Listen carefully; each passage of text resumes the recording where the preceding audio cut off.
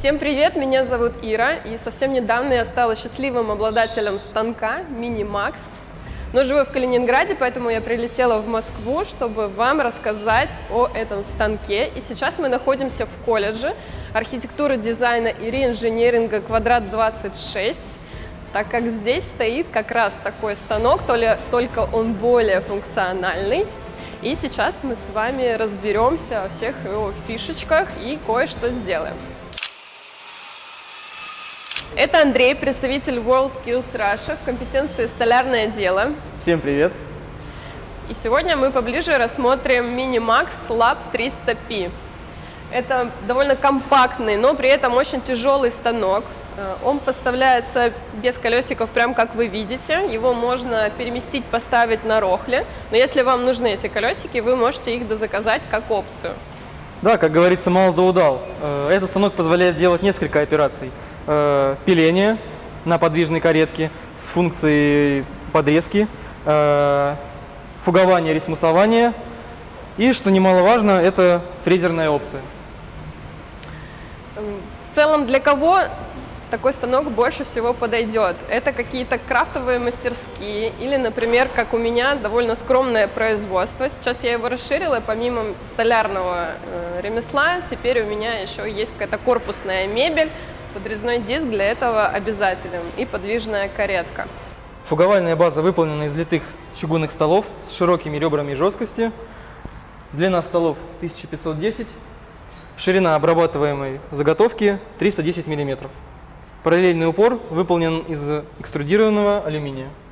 И вот касаемо откидных столов, так как они чугунные, они массивные, и для комбинированных станков это всегда такой компромисс, чтобы было комфортно раскладывать и собирать станок. Здесь это как раз такой оптимальный вариант. Давай уберем упор и покажем, как раскладываются столы.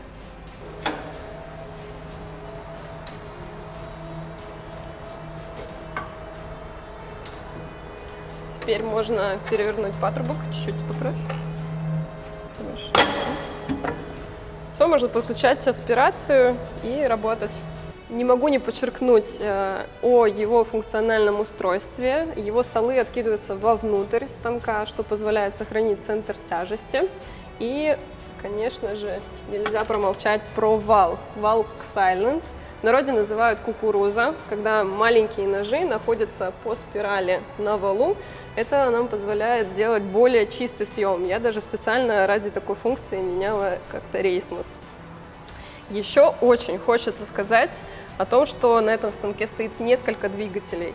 И когда используются разные функции, каждый вал двигается отдельно. Вот это вот ключевая проблема многофункциональных станков, что вы его заводите, и у вас работает вообще все.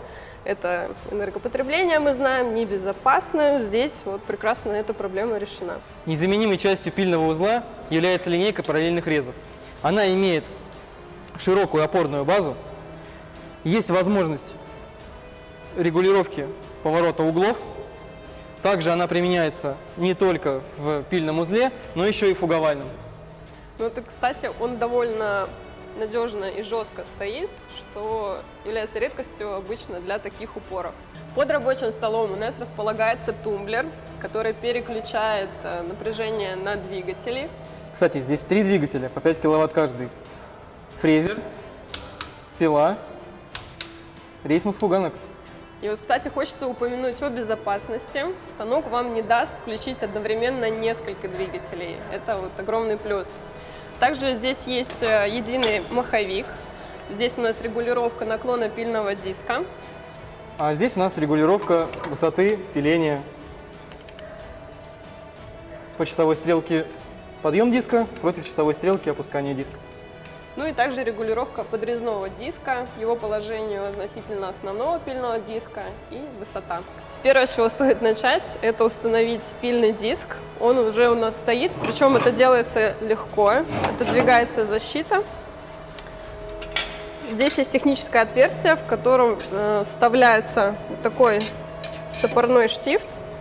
Вал фиксируется, и вы спокойно ключом снимаете или ставите диск.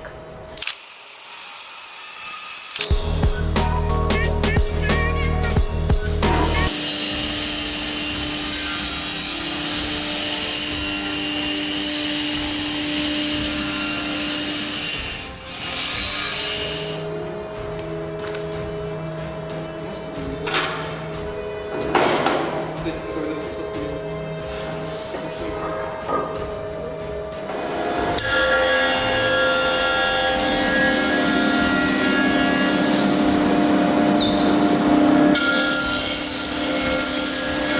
Сейчас мы находимся в процессе производства. Вы слышите, как работает вал? Нет, а он работает. Также хочется отметить высокую точность параллельного упора. Даже при перенастройке с одного угла на другой мы также сохраняем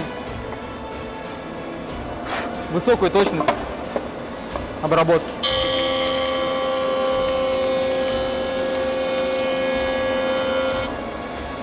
Идеально.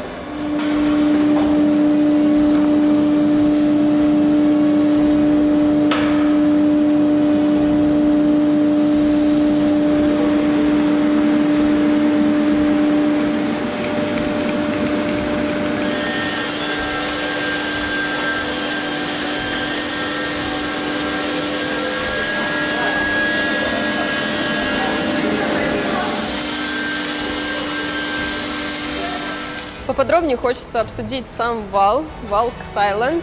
В простонародье еще часто называют такие валы кукуруза, потому что у нее режущие ножи находятся по спирали, их много.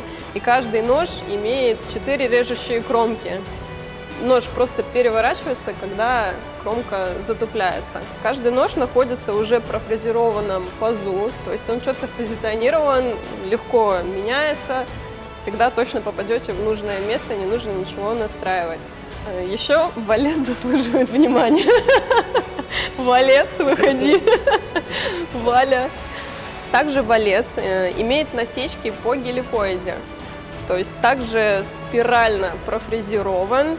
Это обеспечивает лучшую подачу заготовки. Она идет более плавно и дает чистую поверхность после обработки. Также здесь есть когтевая защита, как практически в любом рейсмосе. Вот, посмотрите. Они обеспечивают безопасность и не дают заготовке вырваться вперед и улететь в оператора.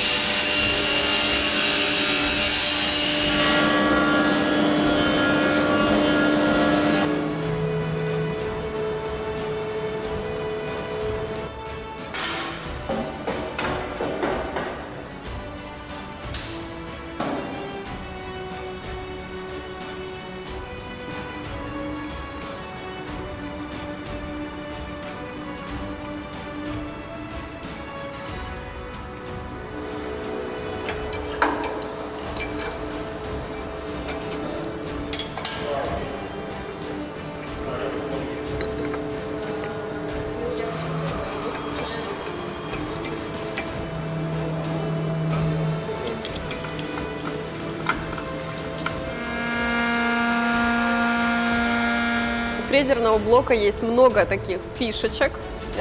Ну, во-первых, там выполнена чугунная чаша под фрезой, хорошо выводится стружка, и у нас сам двигатель остается незатронутой разной пылью и частичками оставшимися. Работать с подвижной кареткой в торцевых каких-то моментах, например, как сейчас, вот мы выбирали паз в торце, получается за пару проходов супер точно за счет того, что мы эту толщину определили проставками. И мы спозиционировали четко все посередине. Все очень круто, довольно безопасно, несмотря на сложную операцию.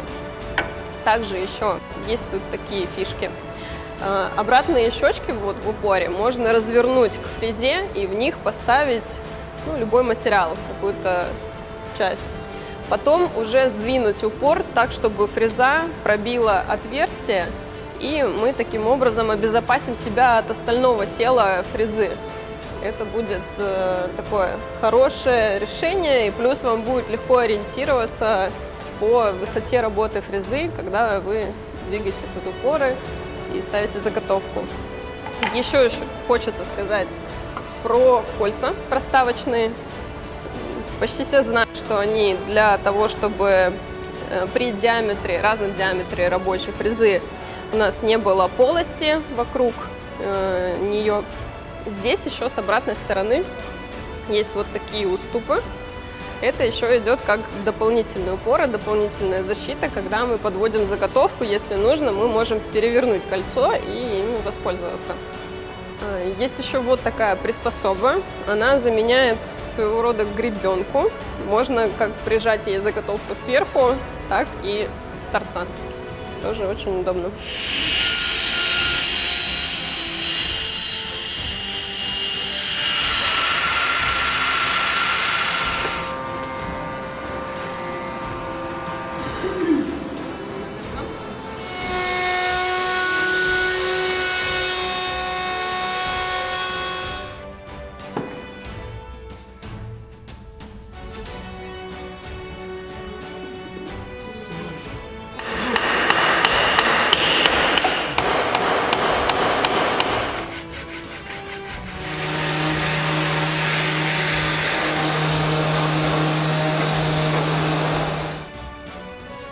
Ну что, сложный день подходит к концу. Мы сегодня сделали вот этот прекрасный табурет. Да, Андрей? Хочется поделиться эмоциями о станке. Они разносторонние. Конечно, в целом мне станок нравится. Особенно в моем опыте каких-то простых распиловочных станков все пока пойдет по нарастающей, поэтому я не могу быть тут недовольна. Есть моменты, которые у меня вызывают вопросы. Мне не совсем нравятся подкладки на упорной линейке. Я хочу откидные упоры классические, которые идут стандартно на форматно-раскроечных станках. Все же занимает время на перенастройку.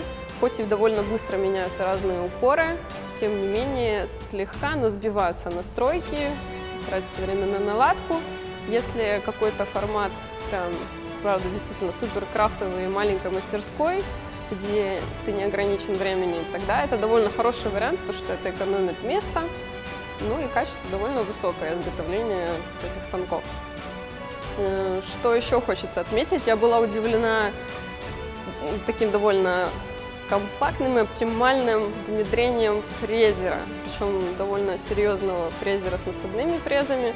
Хорошо, если это будут и концевые, и насадные, есть такая опция, поэтому выбирайте обязательно ее.